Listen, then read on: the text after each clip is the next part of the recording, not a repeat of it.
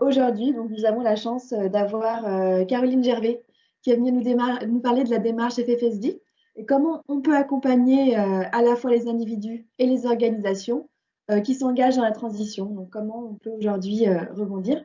Et j'en dis pas plus, je vais lui laisser la parole. Bonjour à tous. Donc ce matin, effectivement, merci de cette invitation au CBIOS pour vous partager en fait les principes de base en fait de cette démarche qui a ce petit nom totalement pas sexy, qui est donc le FSSD, donc qui veut dire Framework for Strategic Sustainable Development. J'ai mis un sous-titre, une démarche pour vraiment changer de trajectoire, parce que là, je pense qu'effectivement, avec le Covid, on a vraiment une invitation à arrêter de faire semblant de comprendre ce qui nous arrive et de vraiment s'engager à transformer les choses. Donc, on verra tout à l'heure, effectivement, le Covid, c'est un impact parmi d'autres qui a révélé qu'on pouvait changer beaucoup de choses. Et en fait, là, ce qu'il faut réussir à faire dans le monde d'après, dont on a beaucoup entendu parler dans le confinement, c'est vraiment d'engager un véritable changement de trajectoire pour que l'on ne passe pas trop de temps et de ressources à faire les pompiers sur des crises, effectivement, de type Covid. Alors, je vous propose comme déroulé pour ce matin. Ah, du coup, j'ai pas la main sur mon truc. Si, super. C'est de vous dire un petit peu d'où je parle. Ensuite, je vous raconterai un petit peu l'origine du FSSD, d'où est-ce qu'elle vient, cette démarche. Ensuite, je vous donnerai quelques clés sur qu'est-ce que c'est que ce truc que le FSSD, et comment ça se met en œuvre dans les organisations. Et je partagerai avec vous quelques paroles et retours d'expérience de pionniers qu'on a nommés les FSSD Inside. Et puis surtout, là, je pense qu'en résonance avec cette invitation, c'est aussi ça le lien qui existe avec le CBIOS et avec le biomimétisme, c'est qu'il y a un travail qui se fait sur la combinaison de ces deux approches. Et on verra clairement comment, effectivement, c'est vraiment une démarche de base, c'est pas une démarche qui est unique en son genre, mais qui peut se combiner en fait avec plein d'autres approches pour renforcer en fait mutuellement ces manières de penser le changement de trajectoire. Donc, d'où je parle, effectivement, moi, en fait, c'était marrant parce que dans une interview la semaine dernière, j'ai réalisé qu'en fait, j'ai repris contact avec le fait que moi, j'étais tombée amoureuse de la Terre en 6e, en fait, puisqu'on avait eu un cours sur la tectonique des plaques, j'avais trouvé ça juste magique, quoi. Et c'est ça qui a fait que j'ai voulu être géologue, donc j'ai fait des études de géologie, et puis, bon, voilà, j'ai pas pu poursuivre dans cette voie. Et je me suis retrouvée à faire une thèse en gestion et traitement des déchets industriels. Donc, on est un peu loin de la géologie. Et ça m'a embarquée pendant 4-5 ans de travail à la fois en France, aux États-Unis et en Angleterre, où j'ai fait un postdoc. Et là, c'est là où j'ai eu la chance en fait, d'être dans la même université que Tim Jackson, en fait, qui était en train de monter sa chaire de développement durable. Et donc, c'est l'auteur ensuite d'un ouvrage qui est assez connu qui s'appelle Prospérité sans croissance. Et donc, comme ça se passe dans les universités anglaises, c'est vrai qu'il y a des petits déjeuners qui sont organisés pour savoir ce que font les autres dans le laboratoire d'à côté. Et là, je me suis dit, non, mais vraiment, ça, c'est vraiment la vraie question, le vrai sujet. Moi, j'ai pas envie d'étudier les déchets industriels jusqu'au bout de ma vie. J'ai plutôt envie de me poser la question, mais pourquoi des déchets? Est-ce qu'on peut designer nos sociétés pour ne pas avoir justement ces externalités négatives? Et là, j'ai eu la chance de rejoindre une ONG qui s'appelle Forum for the Future en Angleterre. Et c'est là que j'ai découvert cette démarche, en fait. Donc, depuis 2001, en fait, je travaille avec cette démarche FSSD, aussi connue sous le nom de The Natural Step. Et donc, vraiment, ce qui me motive tous les jours, et récemment, on m'a posé la question, mais comment est-ce que vous faites pour rester motivé face, effectivement, au fait que le mur se rapproche? C'est de dire, de toute façon, voilà, tout est encore possible, en fait. Donc, comment est-ce qu'on fait pour répondre à ce double objectif, qui est effectivement de prendre soin de chacun, des autres et du vivant, parce que ça, c'est vraiment cet alignement qu'on cherche là au global, et de vraiment engager le changement de trajectoire vers des sociétés à prospérité renouvelée, parce que finalement, là, on a suivi un développement qu'on appelle le progrès, et finalement, c'est vrai que le progrès, il n'est pas forcément inscrit dans cette voie-là pour la nuit des temps. Là, en fait, on a plein de signaux qui nous envoient qu'il faut aujourd'hui faire différemment. Donc, il faut comprendre ces nouvelles voies sur lesquelles il faut réussir à s'engager pour demain. Et pour aujourd'hui, en fait, d'ailleurs. Alors, le FSSD, pardon, alors je fais dans l'autre sens à chaque fois, je vais m'habituer à mon propre outil. Ça a été développé en Suède dès la fin des années 80 par Karl-Henrik Robert, donc qui a la particularité d'être un chercheur contre le cancer. Et 1988, comme vous voyez, on est juste après 1987, où on a posé la définition du développement durable, hein, cette intention de solidarité intra- et intergénérationnelle.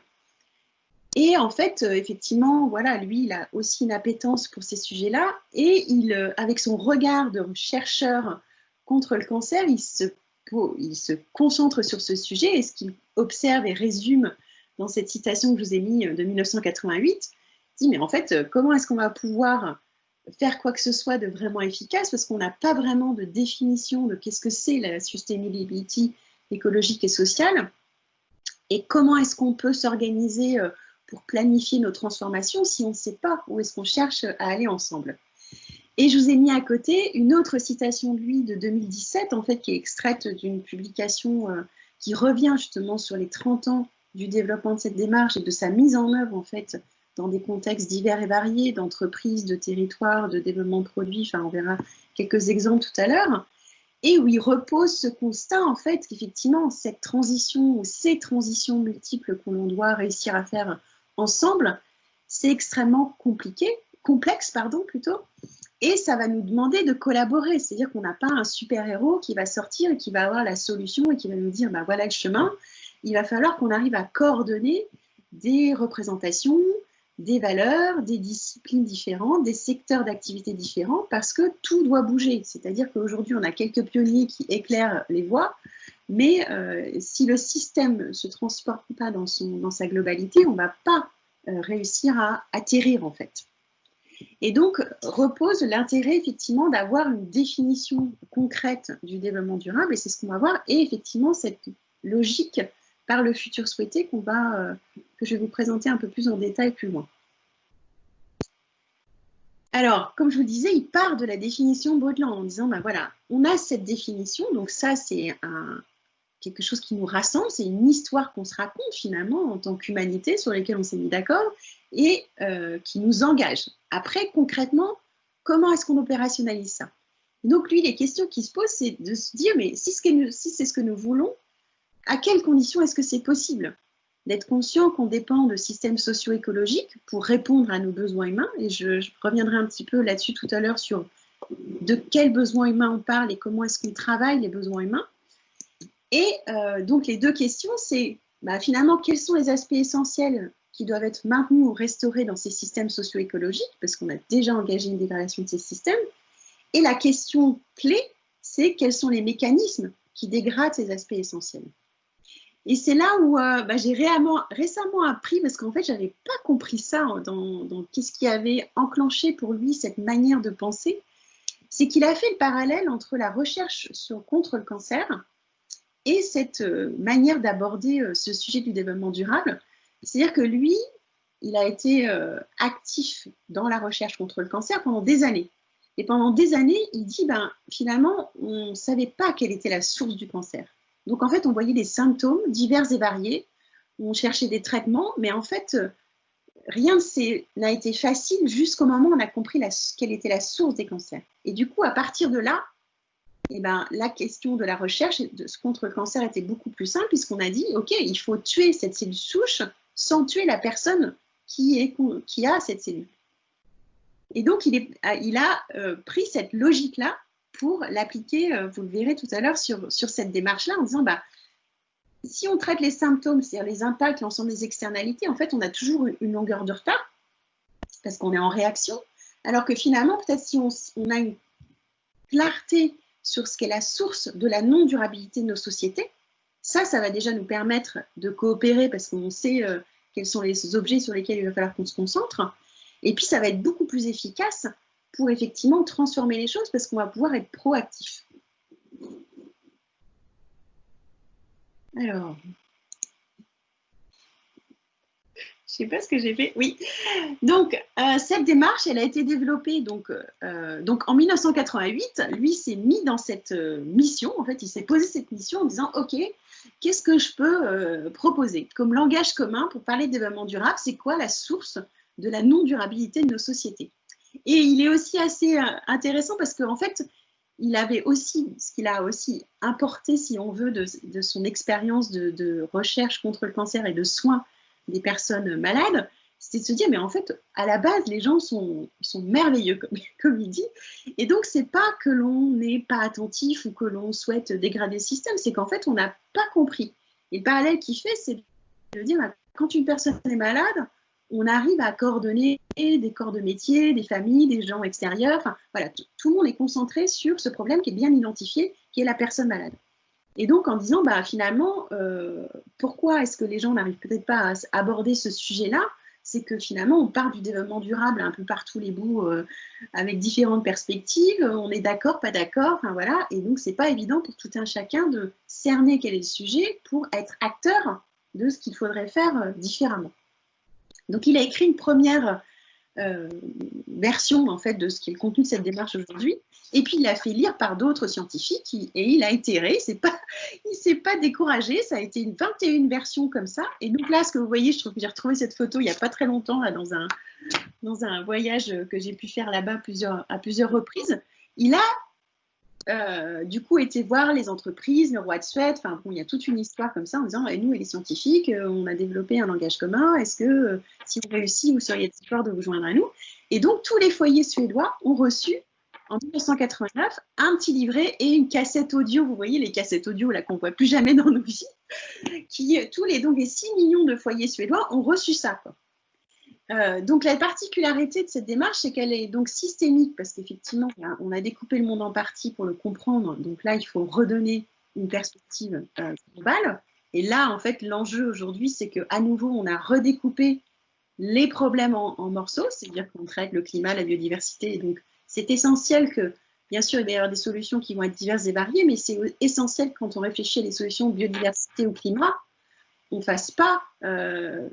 voilà, on n'oublie pas qu'on est aussi en train de traiter d'autres sujets et qu'il faut vraiment avoir une approche systémique. C'est une démarche qui est stratégique parce qu'on va partir par le futur plutôt que d'agir effectivement en réaction par rapport au présent, et participative dans cette intention effectivement d'être vraiment un langage commun. Donc c'est vraiment de dire aujourd'hui il faut actualiser nos modes de pensée et il faut se mettre à réfléchir différemment. Et vous verrez le parallèle avec le jeu d'échecs, c'est-à-dire qu'effectivement, au début, c'est pas simple, mais voilà, c'est comme toutes les habitudes. Au début, ça nous demande d'être attentif et avec une intention. Et puis, plus on joue, plus on va devenir bon à ce jeu de comment est-ce qu'on travaille avec les règles du jeu du système Terre. Voilà. Après, voilà, il y a un certain nombre de reconnaissances qui font qu'effectivement, ce travail reste extrêmement bien posé au niveau opérationnel. Alors, à chaque fois, je vous fais le coup de repartir en arrière. Donc, la première métaphore, en fait, il y a beaucoup d'images, c'est assez imagé et je trouve que ça aussi intéressant parce qu'en fait, on a aussi besoin de changer nos représentations. Et c'est se dire, en fait, quelle image, quand on croit à une croissance infinie, quelle image on a dans la tête, quoi. Et donc là, cette proposition-là de la métaphore de l'entonnoir, c'est de dire, OK, finalement, ce qu'on constate depuis quand même un certain nombre d'années, c'est qu'on a une diminution de la quantité et de la qualité des ressources naturelles, et parallèlement, on a une augmentation de la population et de sa demande en ressources pour satisfaire ses besoins. Et donc, ce qu'on constate au fil du temps, c'est qu'on a une diminution de la marge de manœuvre. Et pourtant, on a amélioré l'efficacité énergétique, les solutions diverses et variées qu'on a pu trouver pour répondre à des externalités qu'on a pu identifier assez rapidement. Donc là, cette représentation-là, c'est pas de dire, voilà, ça va être la fin du monde dans 40 ans, dans 50 ans, dans 300 ans, parce qu'effectivement, se pose la question du degré d'ouverture de cet entonnoir, mais c'est de se dire, si la marge de manœuvre continue à diminuer alors que quand même on a une conscience des enjeux, qu'on met en place des solutions, ça veut dire qu'on n'a pas compris les règles du jeu, du terrain sur lequel on est en train de jouer. Et donc forcément, quand on n'a pas compris les règles du jeu, ben, c'est compliqué d'avoir les bonnes réponses aux problèmes auxquels on est confronté, puisque statistiquement, voilà, quelles sont vos chances de deviner ces règles du jeu si vous ne les connaissez pas. Donc le projet, en fait, c'est vraiment de réussir à sortir de l'entonnoir, donc de retrouver un équilibre entre le fait qu'on ait 8 milliards d'individus sur une planète et que pour l'instant, il n'y a pas d'autres planètes. Et donc, comment est-ce qu'on s'inscrit dans cette logique du vivant, hein, c'est vraiment les scénarios du biomimétisme aussi, pour répondre à nos besoins dans les limites du système. Et puis après, on voit que l'entonnoir s'ouvre à nouveau, où effectivement, si on n'a pas passé trop de seuil, on peut compter sur la capacité régénérative de la nature. Et puis, alors, voilà, on parle aussi d'économie régénérative. Aujourd'hui, est-ce qu'on est capable de faire ça? En tout cas, ça peut être une aspiration. Alors, de quoi on parle en fait quand on parle de cette sortie de l'entonnoir et répondre aux besoins humains? Là, je vous ai remis un petit élément en fait qui nous sert d'entrée en fait quand on travaille sur cette thématique en fait. C'est cette question des besoins humains. On le voit dans la définition de Brundtland, voilà, c'est centré sur les besoins humains aujourd'hui et demain. Et vous avez certainement participé à des tas de conversations où on est là, les besoins essentiels, les désirs, les envies, et en général, la conversation se termine pas forcément de manière constructive parce que qui es-tu pour me dire que ça c'est une envie alors que moi je considère que c'est un besoin fondamental. Donc là en fait sur les besoins, on utilise les travaux de Manfred Max Neef. Alors, je ne vais pas rentrer dans les détails de ça, mais en fait, ce qu'il pose, ce monsieur, c'est qu'il y a 9 besoins humains fondamentaux et qui ne sont pas, par rapport à Maslow, ils ne sont pas voilà, échelonnés, ils sont vraiment à considérer de manière synergique à nouveau.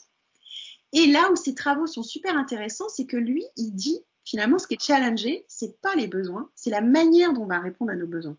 Donc là, déjà, ça détend la conversation, puisqu'en fait, ce n'est pas mon besoin qui est challengé, c'est quelle stratégie je vais mettre en place.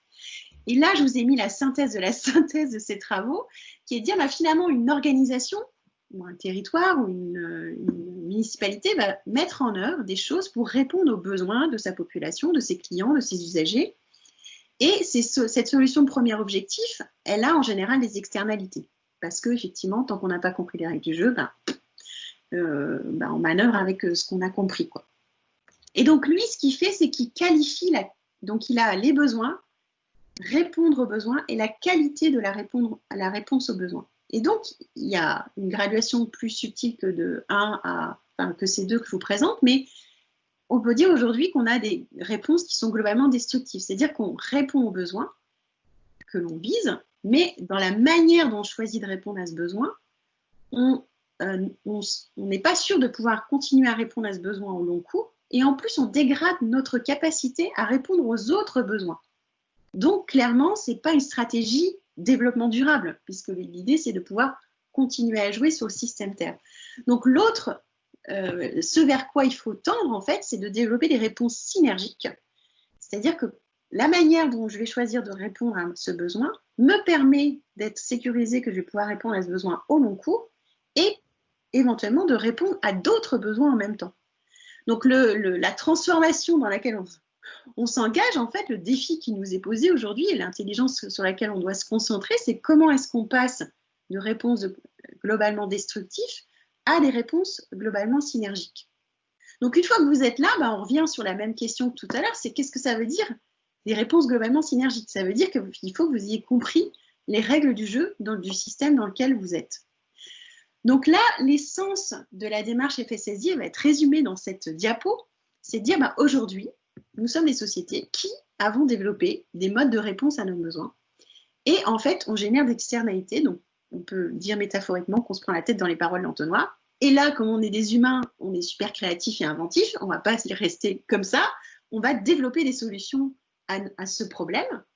Et en fait, si on n'a pas compris le contexte du jeu, on a beaucoup de chance, effectivement, de créer d'autres problèmes avec notre solution. Donc, les solutions d'aujourd'hui deviennent les problèmes de demain. Et ça, on l'a vu, on est passé des CFC au HCFC.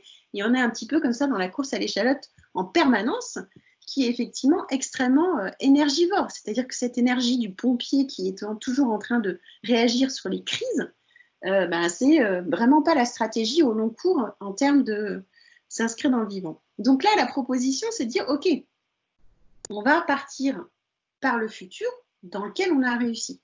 Ce futur dans lequel on a réussi, ou ces futurs dans lesquels nous avons réussi à répondre à nos besoins humains, on ne sait pas ce que c'est. Et clairement, on ne peut pas poser un scénario à la façon d'un puzzle. On dirait, ben voilà, les scénarios du futur, c'est ça. Et donc, ben voilà, c'est... et du coup, on s'organise, comme on sait très bien le faire, en disant, ben voilà, il y a l'équipe des rouges, l'équipe des bleus, l'équipe des verts, l'équipe de la colle, et rendez-vous dans 20 ans, et tout ira bien. Ça, c'est clairement pas ça, parce qu'il y a plein d'informations qu'on n'a pas, et puis il y a tout à inventer encore. Donc, on va utiliser une autre métaphore, qui est la métaphore du jeu d'échecs. Et donc là, pas besoin de savoir jouer aux échecs pour comprendre qu'effectivement, c'est pas du tout la même règle du jeu que de jouer au puzzle. Aux échecs, vous avez un certain nombre de principes à respecter pour faire échec au roi. Et une fois que vous avez compris ces règles, ces conditions en fait nécessaires pour faire échec au roi, chacun va avoir sa stratégie, sa manière d'avancer, sa manière de fonctionner par rapport à ce que lui renvoie le contexte, qui est en fait la personne avec laquelle il joue, mais qui pourrait être, si on regarde l'enjeu d'atteindre la durabilité pour nos sociétés, c'est de dire, ben, voilà, le contexte, c'est ce que nous renvoie le système Terre, c'est ce que nous renvoient les systèmes humains, qui sont ces alertes. Et donc ça conditionne un petit peu comment est-ce qu'on va pouvoir continuer à jouer dans ce système. Donc là, on va voir tout à l'heure quelles sont ces conditions nécessaires à des sociétés durables. Et en fait, ce qu'on fait, c'est qu'on se place dans ce futur dans lequel on a réussi, et on fait ce qu'on appelle du backcasting, c'est-à-dire que je me mets dans ce futur dans lequel j'ai réussi et je regarde aujourd'hui.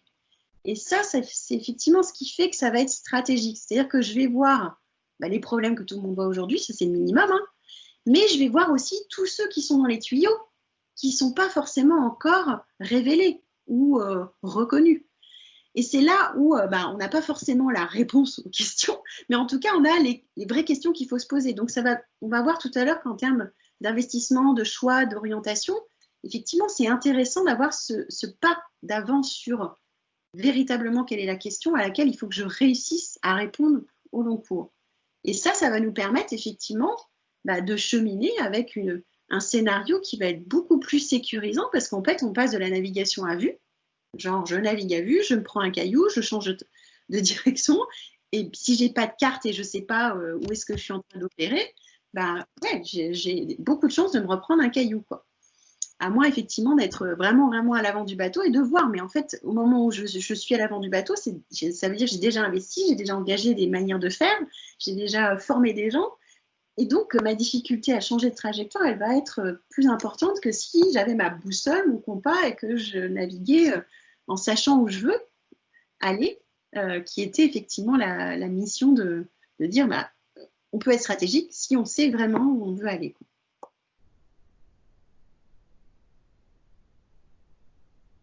Ces équivalents en fait des principes nécessaires pour faire échec et maths, donc ces principes et conditions nécessaires pour faire échec à la non-durabilité de nos sociétés.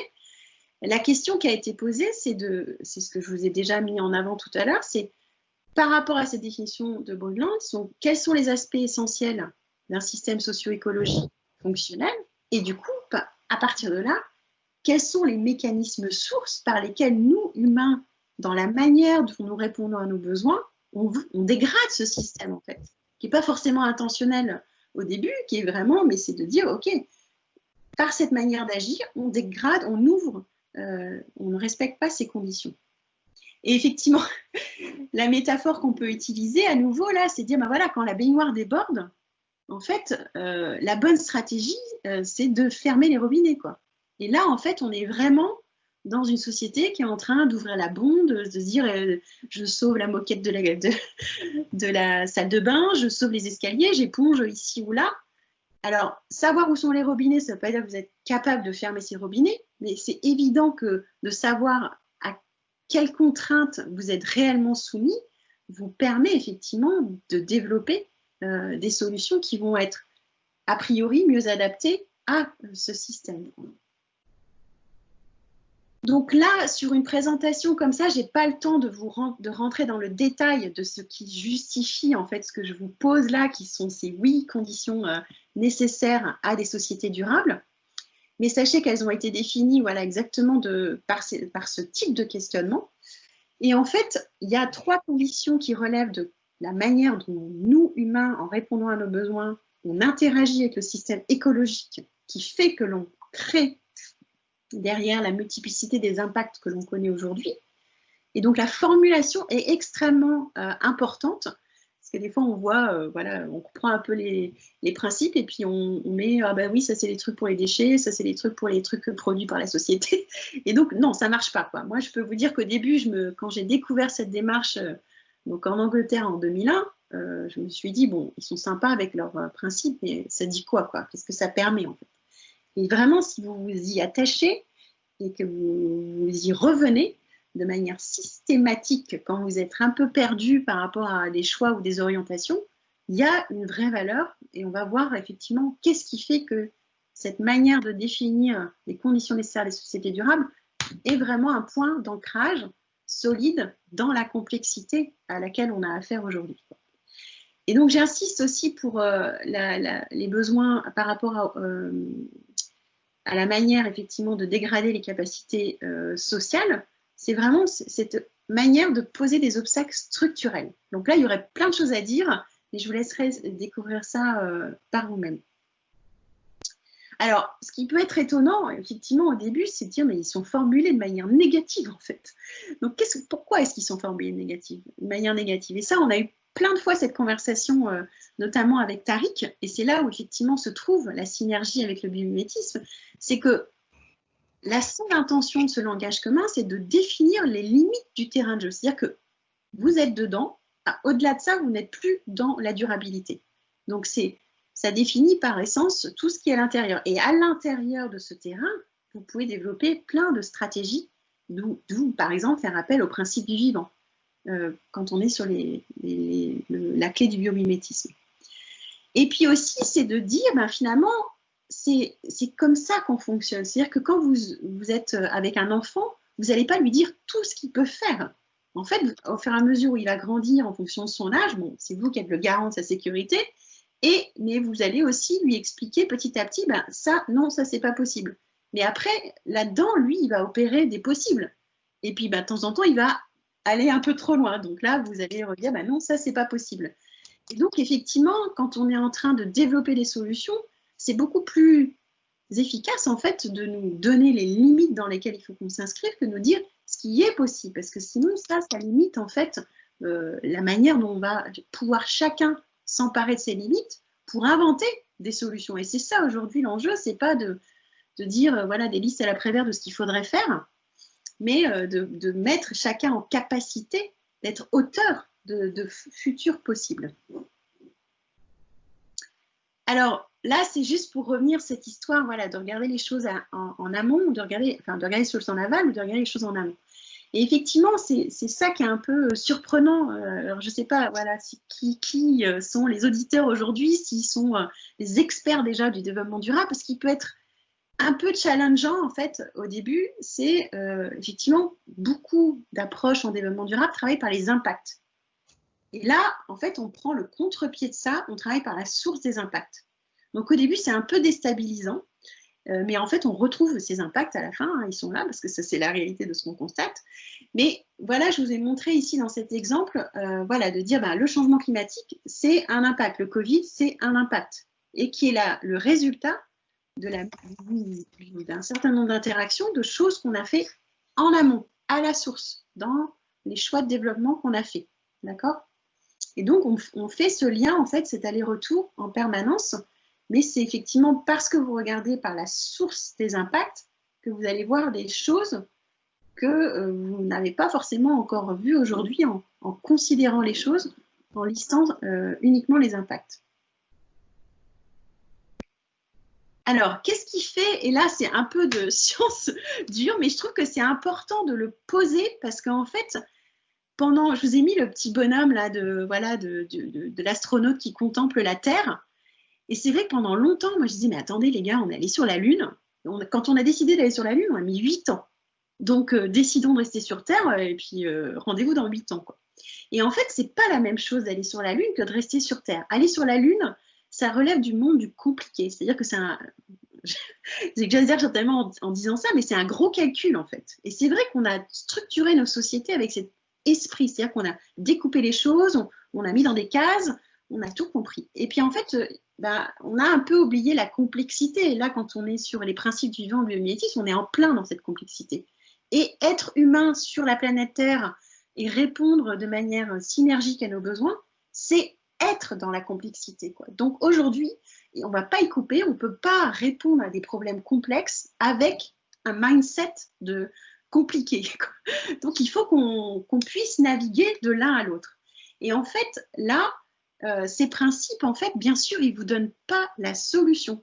Mais par contre, pour naviguer la complexité, ils vont vous donner des repères. Et en fait, ce qu'ils font, donc ça, c'est un peu de la science derrière la complexité, c'est que pour résoudre des problèmes complexes dans un système complexe, il faut que les conditions qu'on se donne pour avoir justement des repères répondent à un certain nombre de critères. C'est-à-dire qu'il faut que ces conditions, elles soient nécessaires. C'est-à-dire que c'est le minimum légal pour s'inscrire dans le système Terre et dans le respect des humains. Mais en même temps, c'est juste suffisant, c'est-à-dire que ce n'est pas prescriptif, ça ne vous dit pas ce que seront des sociétés durables. En fait, quand vous regardez les 8 conditions, tous les futurs sont possibles, enfin, en tout cas, beaucoup de futurs sont possibles. Ils sont suffisamment généraux parce que vous avez besoin de travailler justement en coopération avec des champs de valeurs, de représentation, des expertises diverses et variées. Ils sont concrets parce que la définition Broadland, elle est magnifique, et on pourrait dire la même chose des 17 ODD, mais concrètement, demain matin, je fais quoi? Comment? Et là, quand vous vous posez la question par rapport à ces 8 critères, c'est concret. Et après, ils ont comme caractéristique d'être distincts, c'est-à-dire que si vous prenez, par exemple, vous pouvez même vous amuser, c'est une bonne manière d'expérimenter avec cette manière de penser, c'est de dessiner le cycle de vie du café et de poser cette paire de lunettes des 8 conditions et de regarder tout ce qui va et tout ce qui ne va pas. Et vous verrez que ces critères, ils sont distincts, c'est-à-dire qu'il n'y a pas de recoupement. En fait, chacun parle de choses bien particulières, quoi. Et ça fait que, comme je disais, ce n'est pas les solutions qui vont vous être données tout de suite, ça va être à vous de trouver vos solutions dans ce système de contraintes. Mais par contre, ça ne vous laisse pas complètement dans pas savoir où est-ce que vous allez, quoi. Donc là, ça va juste vous permettre de vous donner une incertitude aussi faible possible et une clarté aussi élevée que possible, mais ce qui est déjà énorme, pour commencer à redesigner vos besoins, enfin la réponse à nos besoins en sécurité. Alors, comment ça se met en œuvre et qu'est-ce que nous disent en fait des organisations qui ont pu mettre ça en œuvre depuis un bon moment? Donc, la manière de mettre en œuvre cette démarche, c'est partager ce langage, parce que c'est vraiment à ce niveau-là qu'il faut jouer. C'est pas juste de partager les bonnes idées des uns des autres, c'est dire comment vous êtes arrivé à ces solutions-là. C'est ça qui va faire qu'on va pouvoir se transformer de manière systémique. Ensuite, je fais mon analyse de là où j'en suis aujourd'hui. C'est un espèce de SWOT de sustainability, si vous voulez. Mais du coup, vous allez voir tout ce qui va et tout ce qui ne va pas aujourd'hui et qui est dans les tuyaux pour vous et qui vous attend. Donc, à quoi vous allez être confronté si vous ne bougez pas.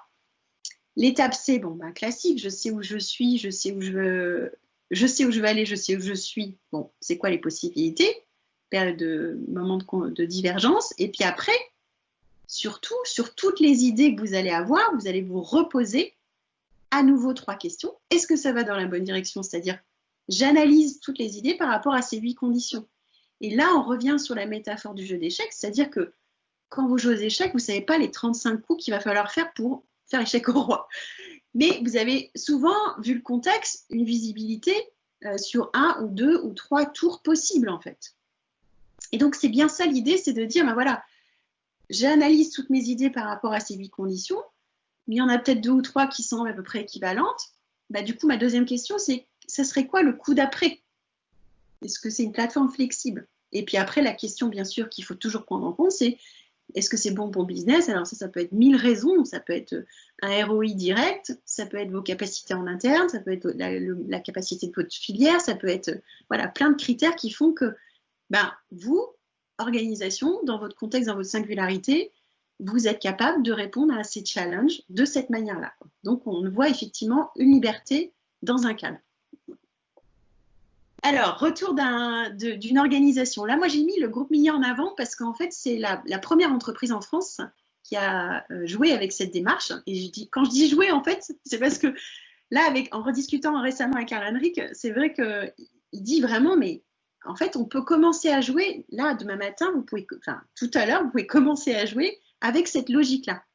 Mais voilà, pour être un bon chase player, il va falloir vraiment vous mettre à cette manière de réfléchir, quoi. Donc, eux, en fait, ils ont commencé en 2005.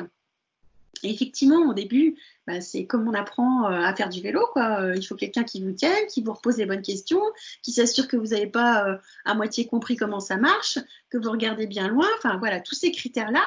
Donc, c'est ça l'accompagnement au début, et puis qui se transforme petit à petit en, voilà, on vient faire du teasing, du rechallenger, superviser ce qui se passe, mais c'est de dire comment est-ce que vous intégrez ces logiques-là dans votre cœur d'entreprise. Donc lui, jeune dirigeant, on est sur une boîte qui fait des portes et des fenêtres sur mesure, ils sont 650 collaborateurs à l'époque, et leur question, lui, il reprend, c'est une boîte familiale, il devient dirigeant, et la question c'est comment est-ce que j'intègre la perspective développement durable dans le cœur de métier. Donc on a fait un énorme travail par rapport à ça, et là, lui, sa synthèse de ça, il y a quelques années déjà, c'était de dire, voilà, approprier, mettre en œuvre cette démarche et un de nos meilleurs résultats, un de nos meilleurs investissements. Et là, je l'ai réinterviewé pendant le confinement, en fait. Donc, normalement, je devais aller faire une belle interview, on devait avoir 2h30, on devait se voir, avoir le temps de regarder tous les détails et tout ça. Et puis, confinement, ça s'est terminé en 30 minutes au téléphone, mais finalement, c'était intéressant parce que la première question que je lui ai posée, c'est, tu m'avais dit ça il y a quelques années, donc est-ce que c'est toujours vrai que c'est un de vos meilleurs investissements, quoi?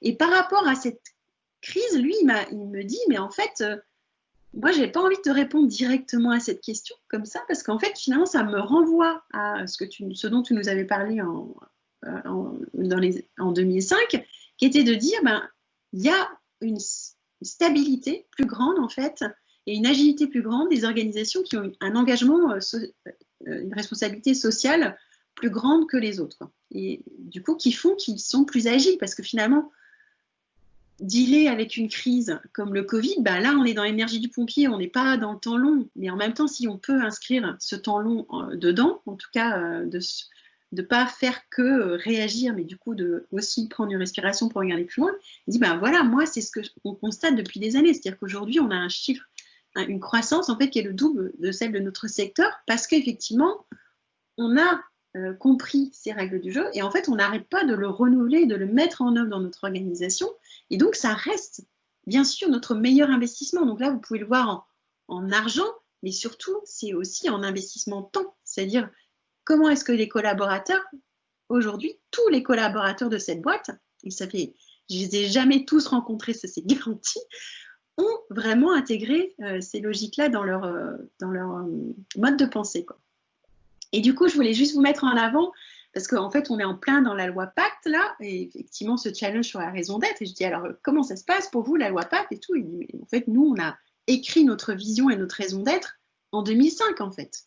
Et donc, là, on voit comment est-ce qu'ils l'ont inscrit, c'est-à-dire qu'ils répondent aux besoins d'habitat en prenant la responsabilité sur tout le cycle de vie, alors que c'est une entreprise industrielle de fabrication portée de fenêtres, ils pourraient dire, généralement, ce qui se passe avant, c'est pas mon problème, et ce qui se passe pendant la pause, l'utilisation, c'est pas mon problème. Mais non, ils prennent cette responsabilité.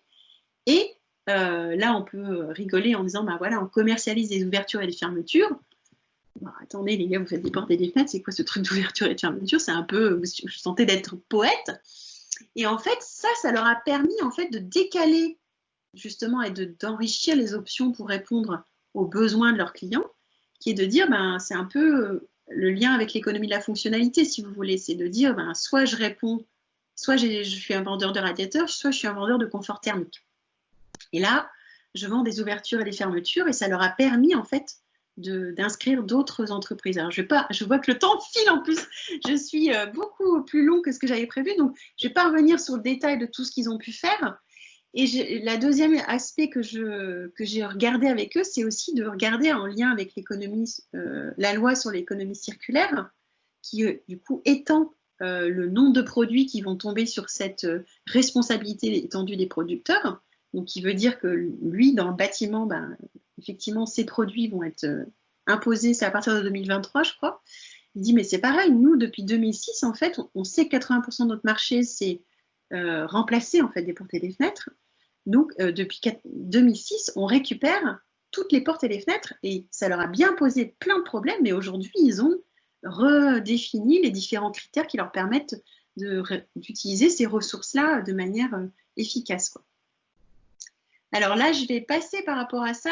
Là, ce que je voulais juste indiquer, donc là, ils ont en fait, eux, développé une nouvelle activité à peu près tous les 2 ans, en fait, qui sont diverses et variées, mais qui montrent qu'effectivement, parce qu'ils ont compris les questions sur lesquelles ils ont à travailler, à chaque fois, ça leur a ouvert des opportunités sur comment est-ce qu'ils peuvent inventer d'autres réponses à ces besoins, quoi. Donc, avec des aspects à la fois sur l'engagement humain, et ça, c'est pareil, il dit, mais moi, là, par rapport à la question justement du Covid et de la crise, il dit, nous, on a été fermés que 9 jours, on a pu réouvrir parce qu'en fait, effectivement, il y a une confiance en fait aussi au sein des collaborateurs, on a un projet, on sait ce qu'on cherche à faire et on est bien plus qu'en fait des producteurs de portes et de fenêtres, quoi. Et ça, c'est vraiment, je trouve, aussi engageant. Mais c'est vrai que ce n'est pas dans le milieu de la crise qu'ils ont engagé cette transformation.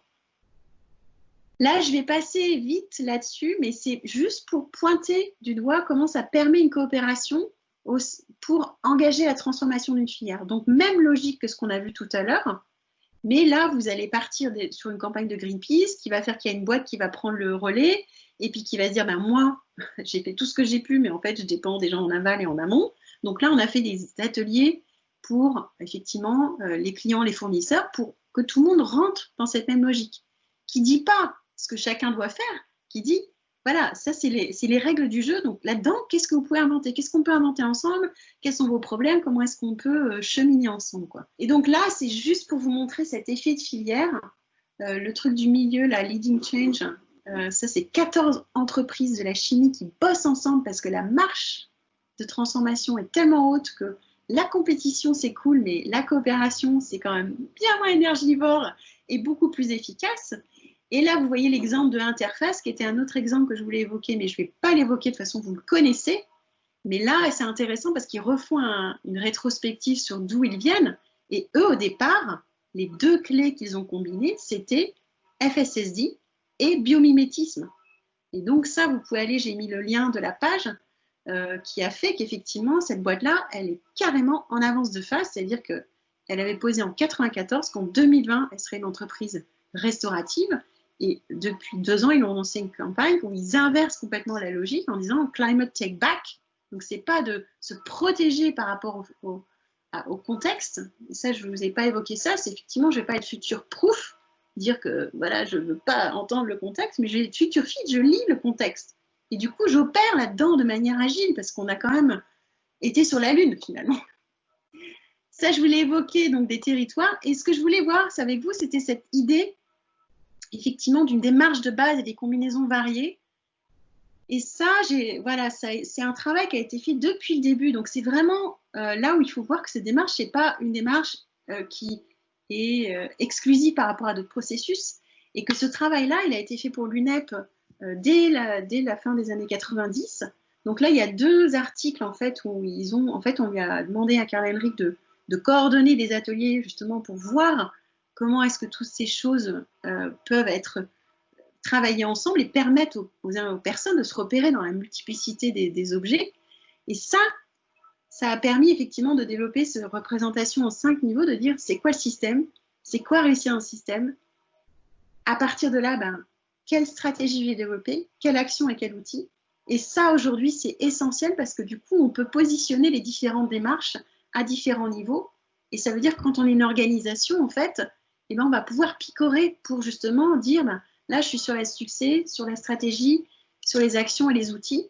Et en fait, éviter ces conversations où on a l'impression de faire de la stratégie alors qu'on est sur un outil, quoi. Voilà. Et puis après, voilà, là, c'est quelques exemples de liens avec plein d'autres approches. Mais effectivement, bien sûr, il travaille avec Johan Rockström sur les limites planétaires. Mais effectivement, ils sont bien d'accord. Les limites planétaires, c'est juste dire où est-ce qu'on est dans le rouge aujourd'hui. Mais en fait, ce n'est pas ça qui va vous aider à structurer comment est-ce que vous allez transformer vos organisations. En fait, Johan Rockström, il dit finalement, ce qu'on va faire, c'est que plus on va avancer et dégrader donc, dans le bout du tunnel, dans le bout de l'entonnoir, plus on va voir des limites planétaires qu'on dépasse. Mais Donc, c'est pas comme ça qu'il faut réagir, parce que sinon, on est en réaction à nouveau. Donc, je vais m'arrêter là. Je vous avais mis des trucs sur les 17 ODD. Et l'analyse de cycle de vie stratégique, où en fait, là, la logique, c'est, vous connaissez l'analyse de cycle de vie, et c'est là où ça se retrouve aussi avec le biomimétisme, c'est effectivement, soit vous faites le cycle de vie et vous choisissez un certain nombre d'impacts, et là, c'est des conversations sans fin, parce que pourquoi vous avez choisi ces impacts-là, quel est l'enjeu de périmètre, et du coup, vous avez entendu la couche lavable, la couche jetable, en fonction du choix des périmètres et des impacts, on va pouvoir dire que l'un est le meilleur que l'autre. Là, en fait, vous allez croiser avec ces conditions nécessaires à des sociétés durables. Donc, ça va vous donner quelque chose de qualitatif, mais qui va vous permettre effectivement de piloter la transformation pour, à la fois en interne, en externe, dans vos chaînes de valeur. Enfin, tout ça, c'est des illustrations, en fait, des déploiements et des manières d'imaginer ça, mais vraiment, peut-être là où je veux terminer, c'est de vraiment renforcer l'idée que voilà, l'intention, c'est de poser un langage commun pour coopérer et introduire toutes les briques de tout ce qu'on a développé comme méthodo, comme approche, comme outil, pour que tout ça, ça se renforce et donne de la cohérence. Je m'arrête là. Merci beaucoup à tous. Je ne vous vois pas tous.